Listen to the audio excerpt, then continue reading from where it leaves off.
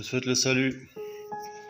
Ceci est un message à toutes les personnes qui sont scandalisées par ce qu'il se passe aujourd'hui dans le monde et particulièrement en France. C'est une attaque en règle contre l'humanité qui se joue. La volonté de nos élites mondialistes impérialistes, c'est donc de vous soumettre, que vous abdiquiez votre volonté, votre souveraineté. Que la voix de la source divine qui vous parle dans le cœur, qui nous parle à toutes et tous, soit complètement occultée, brouillée, submergée par toutes les inquiétudes, toutes les colères, toutes les indignations qui sont provoquées par nos élites satanistes. Mangeuses de gosses, suceuses de sang d'enfants, etc.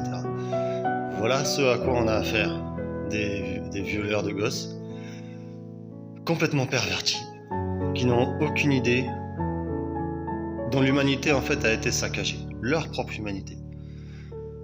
La question est,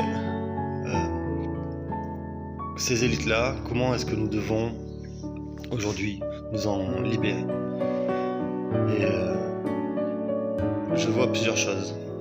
Je vois des souverainetés complètement disloquées, complètement sapées aujourd'hui.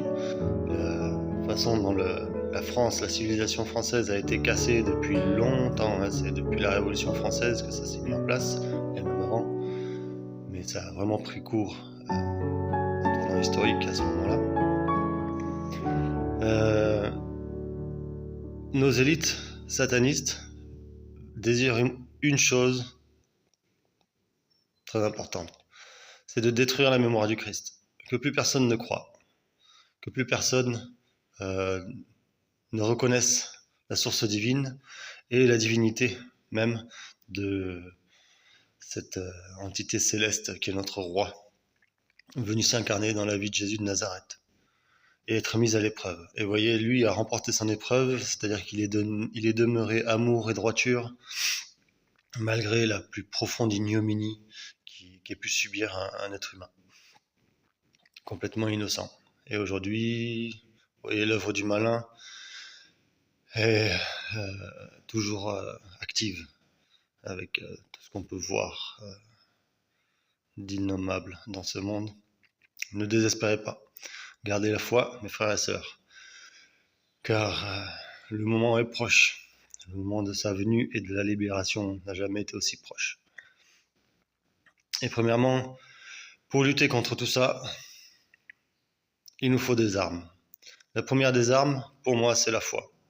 La confiance dans le fait que l'issue, quel que soit ce que vous perdez ici, sur Terre, que vous essayez de construire et qui sera détruit, peu importe, c'est votre qualité d'âme, votre qualité d'être qu'il est important de cultiver. Chaque jour, votre foi doit vous amener de plus rapidement à retrouver la paix intérieure et garder une connexion active avec Dieu, la source divine, qu'importe le nom que vous lui donniez. Parce que s'il vous rend méchant, si l'œuvre du malin vous donne envie de le détruire, vous donne envie d'être de vous jeter dans l'adversité avec la rage, eh bien alors ils ont gagné. S'ils le font de vous, des individus méchants, même à raison, c'est-à-dire même de façon légitime, après avoir vécu, subi, vous, vos proches, etc., de l'iniquité, de la méchanceté à votre tour, alors ils ont gagné. Pour votre souveraineté, faites un pas de côté. C'est mon seul conseil. Faites un pas de côté, décalez votre point de vue sur le réel et n'oubliez pas qu'en face, leur objectif, c'est de créer l'inimitié. C'est de vous emporter avec eux dans la méchanceté. La connaissance sera la deuxième des armes, c'est-à-dire qu'on ne peut pas considérer de la même façon l'événement qu'on subit selon le niveau de connaissance qu'on a.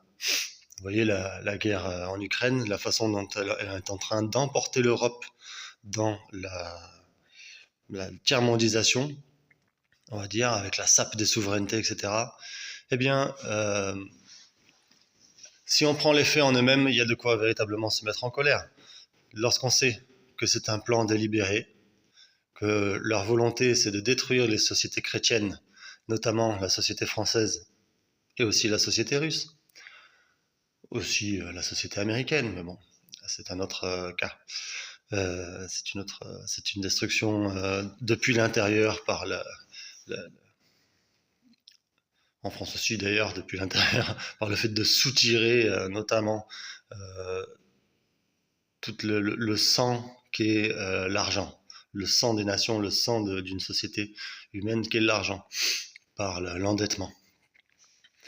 Eh bien, et là, sans parler de la sape des industries, de la sape de l'agriculture, etc., de l'empoisonnement des masses, que ce soit par l'alimentation ou par les injections diverses et variées. Voilà, tout ça, c'est un plan mis à l'œuvre par le fait aussi d'introduire des idéologies antinaturelles dans la tête des gens. Des gosses aujourd'hui, parce que quoi que vous fassiez à votre corps, que vous le changiez au bistouri ou à coups d'hormones chimiques de synthèse en apparence féminine ou en apparence masculine, votre biologie profonde, elle, reste celle avec laquelle vous êtes né. Que vous soyez un garçon ou une fille, de naissance biologique. Pour moi, là où il est important d'agir, et je parle comme ça parce que j'ai été moi-même un enfant avec des difficultés de relation à son propre genre, n'est-ce pas? Eh bien, j'aurais voulu avoir un vagin. Ça a l'air tellement délicieux. Eh bien, en fait, je me suis réconcilié avec ma fonction d'homme, mon apparence d'homme, et ce que il est pertinent d'attendre d'un homme. Et notamment le fait de savoir pleurer quand il faut. Et de savoir aussi montrer les dents et s'indigner, et être prêt à sacrifier sa vie pour la protection des enfants. Donc, voilà ce que je vous dis aujourd'hui. La deuxième arme sera la connaissance, et la troisième sera l'humour. Parce que je crois qu'il est tout à fait possible d'emmerder les volontés satanistes sans pour autant être dans la volonté de détruire. Vous voyez, ce qu'on dit dans les textes, ce qui est dit, c'est que lorsque les anges s'adressent à Lucifer ou au diable, ils leur disent « Dieu te blâme » et non pas « je vais te péter la gueule ». Laissons à Dieu la possibilité et le droit et en dernier recours, la puissance de mettre hors d'état de nuire ce qui doit l'être. Mais il a besoin de nous pour arrêter de nous juger les uns les autres dans nos valeurs. En fait, rappelez-vous que si le diable a le droit de faire ce qu'il fait, car Dieu lui autorise, c'est parce que l'adversité qu'il crée est une mise à l'épreuve de nos cœurs. Serez-vous capable d'entendre la voix de Dieu et de demeurer dans sa volonté qui est la bienveillance, l'amour, la droiture, ou alors vous laisserez-vous pervertir à profiter par égoïsme, opportunisme, par bassesse en fait, de la méchanceté, la volonté de détruire, d'anéantir, l'inimitié, etc. Même Satan a son mot à dire, fait sa part dans le jeu divin. Ne le blâmez pas vous-même, laissez Dieu accomplir sa loi. L'heure est proche, l'heure n'a jamais été aussi proche. Et lorsque le dernier humain aura déposé sa propre capacité de jugement devant les pieds divins, je crois que Dieu sera à même de frapper, de réaliser ce qu'il doit réaliser. Parce que vous et moi, nous nous serons libérés par le fait d'accomplir sa parole, qui est bienveillance. Nous nous serons libérés de la possibilité qu'a le Satan de mettre sa graine en nous. En fait, rappelez-vous ce que disait le Christ, « Il n'y a rien de lui en moi. Je ne suis pas accessible, je ne suis pas fertile aux graines de méchanceté que le Satan sème. Je ne suis pas fertile aux graines de méchanceté que le Satan sème.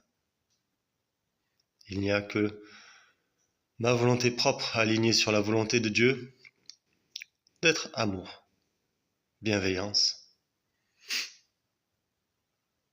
ce qui n'empêche pas de savoir se protéger. Voilà, c'était mon petit message du jour. Je vous souhaite de garder la foi. C'était Mac Bidouille pour vous sortir de l'embrouille et pour la sainteté de vos âmes. Omutakoyo Yasin. Pour toutes nos relations, Sadakallah wa la Hedim, que la volonté de Dieu soit faite ici sur terre. Amin.